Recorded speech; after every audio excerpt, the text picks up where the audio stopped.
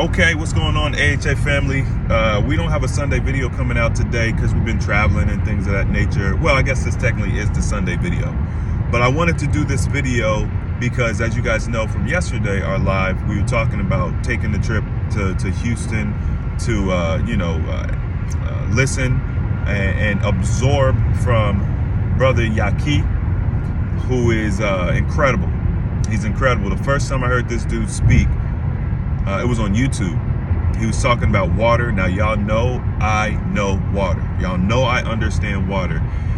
Listening to this dude talk about water, and I instantly knew he knew what he was talking about. And for him to call himself a researcher and be talking about water, I said, I need to dive more into this dude, because if he understands water at this level, he understands other things at this level as well. Because I know what it takes to get to that level. As it relates to hydration and, how the cells manufacture water and all that stuff. So we decided to drive out to Houston and listen to him.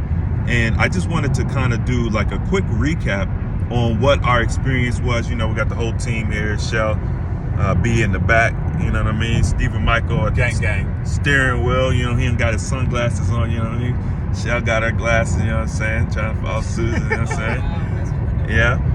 We all got our sunglasses on. Steve, we gotta get Steve's sunglasses. Man. But anyway, I literally never wear sunglasses. Right. Yeah, right. I literally never wear Last sunglasses. time I wore sunglasses, you told me to take the glasses off.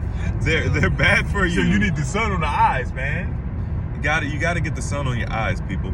Anyway, so I'ma start, because I want to take the best part. Wow. And I'm recording, so no one can stop me. But I want to start, and I want to talk about my favorite part of his speech, because, to be honest with you, a lot of it was recap for me. A lot of it was recap. Now that's not taking anything away from him. That is special. That's special because what he's been able to do is research in the laboratory a lot of the things that I was learning and really solidify a lot of the stuff that I already knew. So I'm grateful. I loved it. Also, I could tell there was a lot of remnants of other research from like Dr. Bruce Lipton, who really dives deep on frequency and gene manipulation and things that modern science says that they try to tell you can't do. It's impossible. So I was intrigued. Most people going to one of his speeches, you're not going to be able to absorb 10% of what he's talking about. He's speaking at such a high level or deep level. Yeah. It's like high level conversations. Yeah. You know what I'm saying? I guess it depends on how you want to look at it. Let's say high. It's high level. It's high level. level conversations that this man is having. But what it's going to do is going to give you an opportunity to go and dig deeper. Yeah. And I'm telling you, okay, because Chris, I've been researching for, we'll call it 8 years now. I've been researching for 8 years.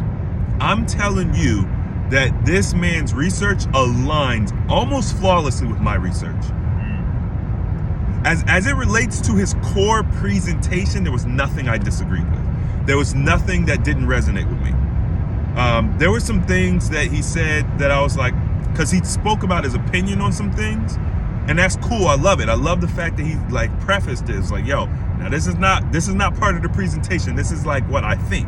I love that because that's what I do. But one of the things that was new for me was, you guys know I talk about fruit, right? Like my definition of fruit is the ovaries of a plant. And I put a TikTok video out a couple of weeks ago, maybe a month or two ago, and they roasted me on TikTok. They was like, plants have ovaries. And I'm like, yeah, plants have ovaries. But anyway, he dived deep on that and was talking about how even grains are fruits.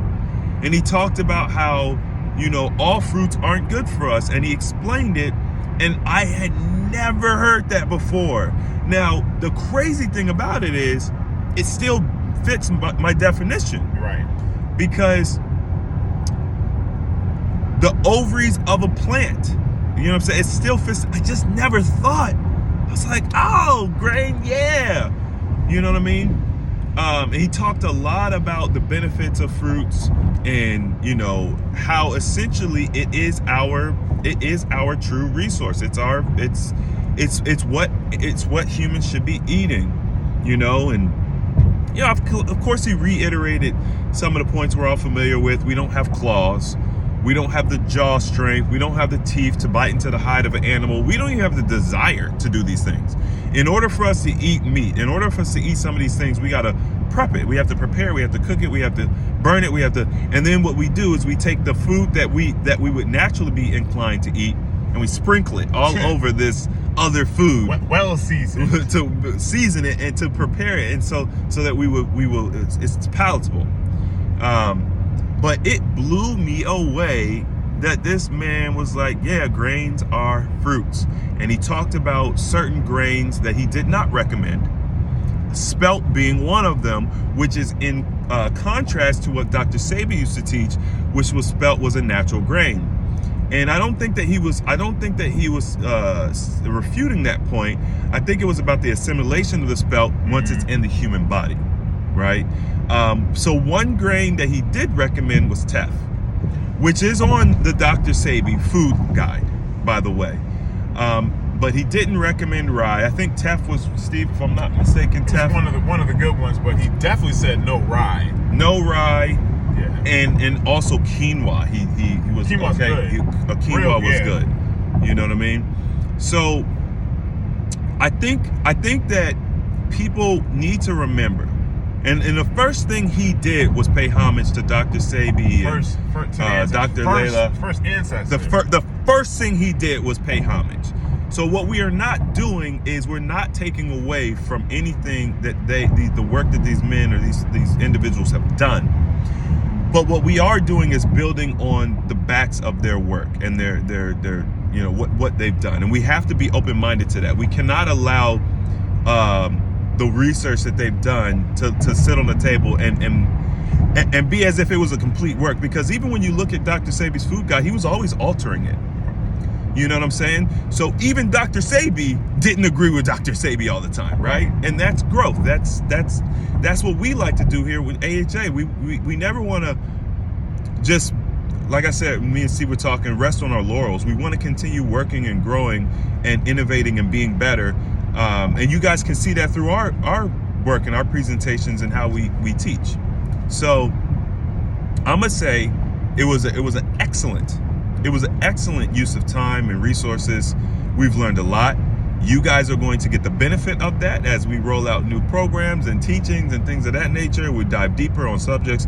If you guys get an opportunity to go and see him speak, I highly recommend it. I'll also say that you get what you pay for. His tickets are not cheap, and they shouldn't be. I'm telling you all, he could have charged twice as much. Yeah. 3 times as much.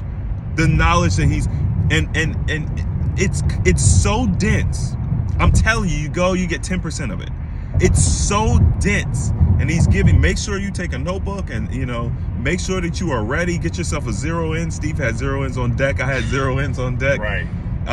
Because the dude is incredible. And he has a genuine heart for people in our community. And I also love how well researched he is outside of just simply what he teaches, which is like, you know, health and wellness and herbs.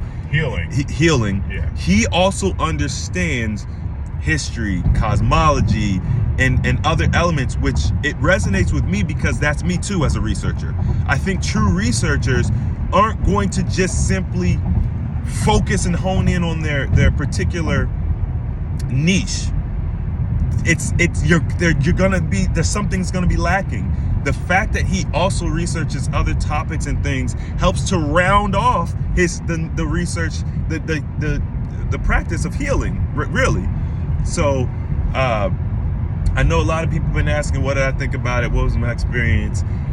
That's a snippet of what we got from it. I wanted to leave a little juice for Steven and Shell, but it was awesome. And I'm gonna see who wants to go next. Shell? Oh, you want me to hold it? I mean, he do whatever. Hello, AHA family. So I'll hold it for you because I don't want it to be bouncing. yeah. Let's see, make sure to get you Okay, in. I think I'm gonna say. Okay. I'm gonna make mine pretty quick. I think one of the main things that stood out to me before we even started the conference in and of itself, or the event, were the people that were there. I mentioned it to I don't know if I mentioned it to Stephen, but I mentioned it to Chris. The energy of the people that were there, it was very evident that we were in a surrounded by a group of like-minded people, people that were in tune with wanting to learn, but also they were just genuinely nice. Sometimes, you know, when you get around groups of people you don't know, some people may speak to you, some people may not. If you all can't tell, I have a nice southern drawl. I'm from Mississippi, and that's very common for us. You know, you see someone, you speak, you say hi, you might have some little small talk. I tell people all the time, my mom never meets a stranger. I'm not quite like that, but I will speak and say hello and acknowledge presence. But being in Texas and just living around in general, it's not like that all the time. So the warmth and the welcoming energy of the people that he attracts alone is pretty evident to me that he is a genuine person, because of the similarities with the people that have come out to listen. So that's the first thing that stood out to me, just from pulling up in the parking lot and people walking in to even get into the event. And then once you get there, he has such an organized space. People that are also welcoming to make sure you know where to go and what to do. And the reason I'm analyzing it this way is because it's kind of like the role that I play here with AHA. So I look with those lenses, and all of that's important. If you put yourself in a position of when you've gone somewhere and you don't know where you're going or what you're doing exactly, to be welcomed by someone or groups of people, it helps to allow you to breathe, and it sets the tone for what you're about to experience. So once we get in there and everything gets started, and the things that he's saying resonates well and aligns very closely with AHA. Some things a little different, as Chris mentioned, like with the spelt, but a lot aligns with what we've been teaching, and his delivery is very it's almost like you're in a classroom and he's a professor. So he's going down the road from his research background, and you know, from the experience of AHA, we've done this based off of our experience as well as your experience, and then some research came in after, and it aligns, which is, it's like confirmation that we're doing the things that come naturally for us. So being in the space and hearing that. And then one more thing that stood out to me is reiterating the fact that the body works for us. We want to live. The body wants to live. The body will not go against itself. So the things that we've learned about with these different diseases have been, you know, presented to us in a way that is just completely untrue. And when we get into the mindset of understanding that everything down to the microorganisms that live in our body is created, or its job and its function is to make sure we live. Sometimes that shows up as tumors, as cancer, as all these different things, but because we're being advised that these are diseases, we manage them a certain way, and we go to the hospitals and the doctors and get medications. But the reality is thinking about it in a way of understanding that the body is doing this because it wants to preserve life. So all of that stood out to me because it resonates, and to hear it from a different lens, or see it from a different lens and hear it from a different perspective, especially, I think he's a, did he say he's a microbiologist? Yeah, so to hear it from that way and understand it, for me, is I'm just like, I follow my body. I know my body is not going to turn on itself. So if something's happening that's not in alignment or balancing with me, it's not me going against me. It's me working, my body working so that I can make sure that I'm healed and balanced again. So to hear it and from a different perspective, a scientific perspective, that really resonated with me, and I'm extremely grateful for the opportunity to have gone and for the folks that were there to experience it. Man, that was, I'm glad I did this, because you get to see from different, I think Shell made a great point talking about how, you know, the experience before the event, like that I think that means something, and the type of people that he drew in, it means something, because we've had people talk about, you know, our groups, challenges and things that we've done, and how people who are drawn in and just the way that everything is structured and organized speaks volumes about the leadership. So that's actually that's a very good sign of kind of like that person and you know who they are and what you're going to be getting out of the experience. I like really I like that. So Steve, I don't know, you know. Yeah, come on, man. Listen, Shell stole my thunder, so I don't have a lot to say anyway. What? I'm just kidding. She didn't steal my thunder, but a lot of what she said, well, towards the end, was kind of what I was thinking about as well. So one of the things that really stood out to me through the entire thing, I mean, there's so much information. I got 9 pages of notes, right? I got like 6 on my remarkable, and then my remarkable died because I didn't listen to Chris. I'll take accountability, right? But so my remarkable died, then I had to switch over to my notebook, right? Because I came with a backup, and I got 3 more pages of notes. So I have to digest all of that information, right? So just like you get information from us, that information that you get, you have to digest, and then you have to feed your cells with that information, right? So it's the same thing, right? With our cells, something that we learned is that how we breathe and our breath is so powerful, right? And how our breath and our respiratory system is actually part of the digestive system, because the way that you breathe and then the air that you breathe, your environment, you actually digest that based upon what you are eating through your breath, right?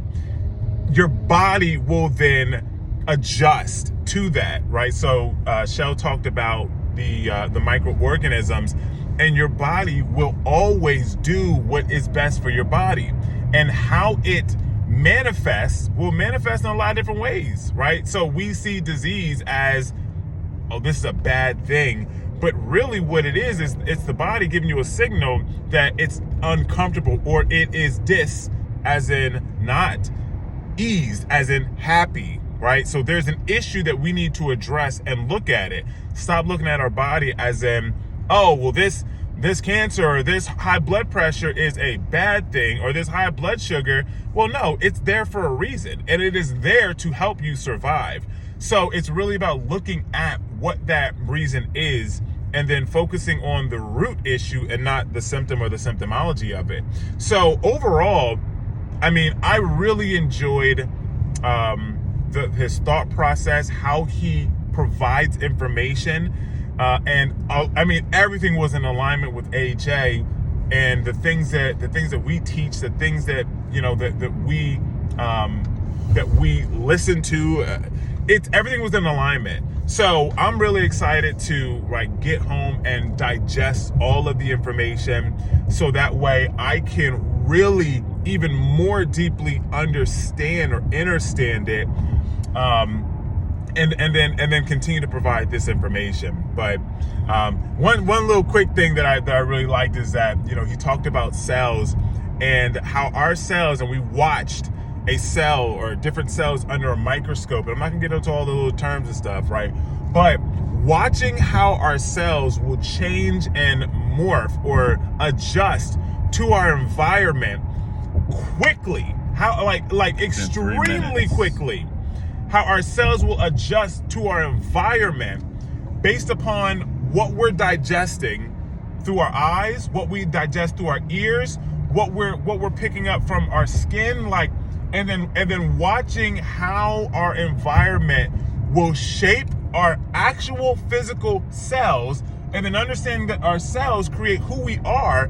So understanding that literally, not just something that, oh, we talk about it, we understand this. I'm talking about watching it happen under a microscope on a cellular level was some of the biggest confirmation that I could have gotten, that says that yes, your environment literally changes who you are. So if you are a person that is around negative people, it's not just a saying, right? And we understand this, but watching it happen cellularly was just like, this is amazing. So there's so much. And it's starting to come out, right? But there's so much, and I'm excited.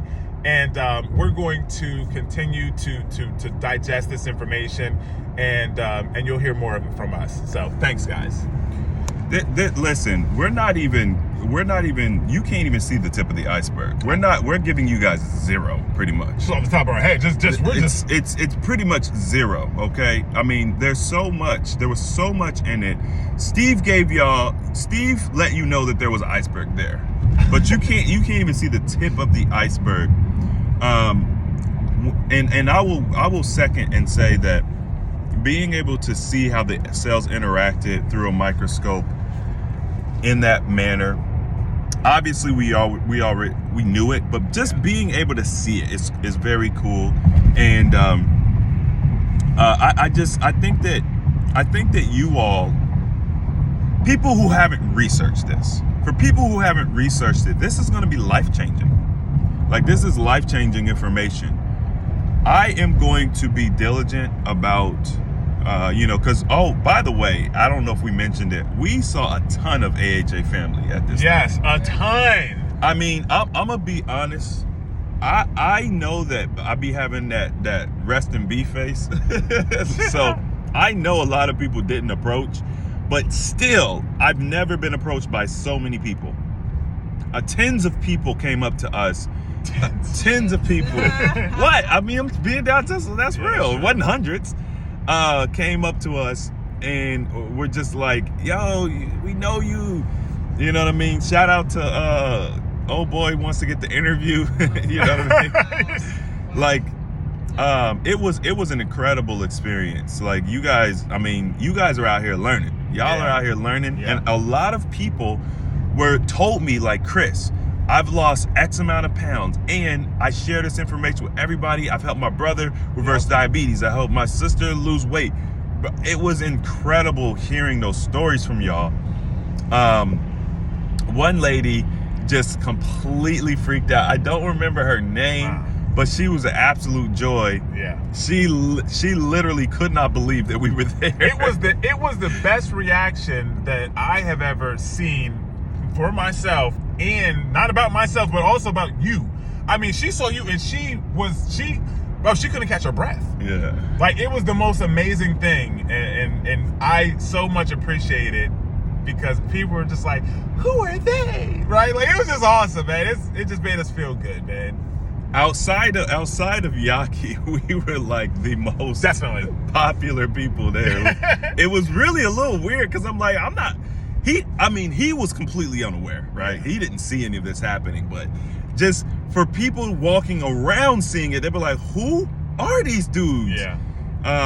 So shout out to y'all for, you know what I mean, furthering your education, just being those types of people that are looking to learn more and spread that information. It was just a beautiful experience. Clearly, we need to do this more, you know what I mean? And I'm going to work diligently to look to build a relationship with Yaki. I think our brands can do a lot together.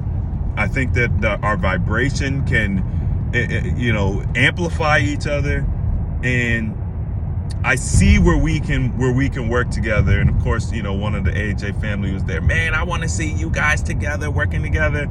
Listen, my door is open. I'm always looking to collaborate to help the greater community. So, putting that energy out there. Put it in the air. Other than that, we are almost back home. It's been an amazing weekend. I hope you guys are ready. The 21-day challenge is about to begin. We're going to be going live here in about 4 hours or so, and links in the description. Link will be in the chat if you guys want to join the 21-day challenge and get a little bit of this juice. You know what I'm saying? It's going to just come out, man. It's just, it just leaks out the top, by accident. It just permeates, man. So That's all I got. Enjoy the rest of your day. Peace.